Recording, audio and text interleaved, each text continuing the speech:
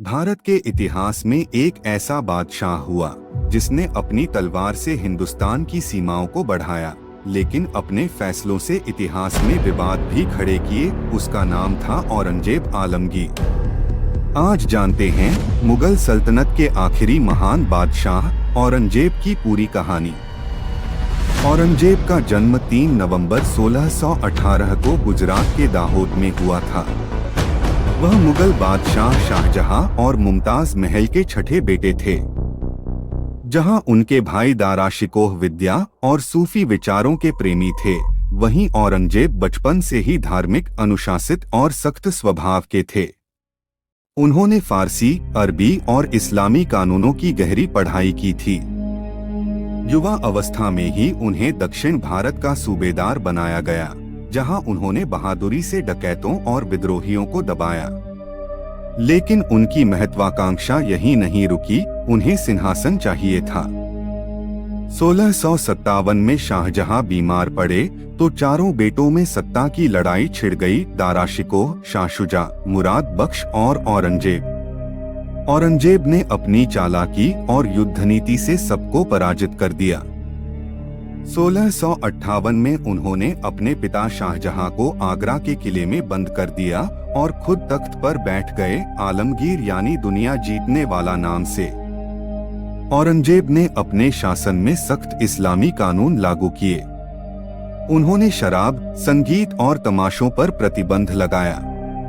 उन्होंने हिंदू त्योहारों पर रोक लगाने की कोशिश की और मंदिरों को गिरवाने के आदेश भी दिए। वजह है कि इतिहास में उन्हें एक विवादित शासक माना जाता है, लेकिन प्रशासनिक दृष्टि से वे बेहद ईमानदार और मेहनती शासक थे। उन्होंने रात दिन न्याय और शासन पर ध्यान दिया।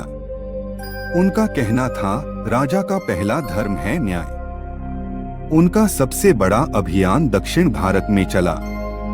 उन्होंने बीजापुर और गोलकुंडा जैसे शक्तिशाली राज्यों को जीत लिया, लेकिन मराठों से उनका संघर्ष लगातार चलता रहा। शिवाजी महाराज के साथ उनकी टकराहट इतिहास का महत्वपूर्ण अध्याय है। शिवाजी की गिरफ्तारी और फिर उनकी चतुराई से भाग निकलने की कहानी आज भी प्रसिद्ध है। जीवन के अंतिम वर्षों में औरंगजेब बूढ़े हो चुके थे, लेकिन फिर भी युद्धों में जुटे रहे।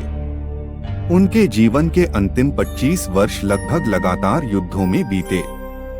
1707 में उनकी मृत्यु अहमदनगर के पास हुई। उन्होंने वसीयत में लिखा, मुझे किसी भव्य मकबरे में दफन मत करना, सादा कफन और मिट्टी की कब्र ही काफी है। औरंगजेब की मृत्यु के साथ ही मुगल साम्राज्य का पतन शुरू हो गया। वह एक धार्मिक, कठोर और कर्मठ बादशाह थे, जिन्होंने अपने सिद्धांतों से समझौता नहीं किया, लेकिन उनकी नीतियों ने सल्तनत की नींव को हिला दिया। इतिहास के पन्नों में औरंगजेब का नाम आज भी विवादों और ताकत दोनों का प्रतीक है।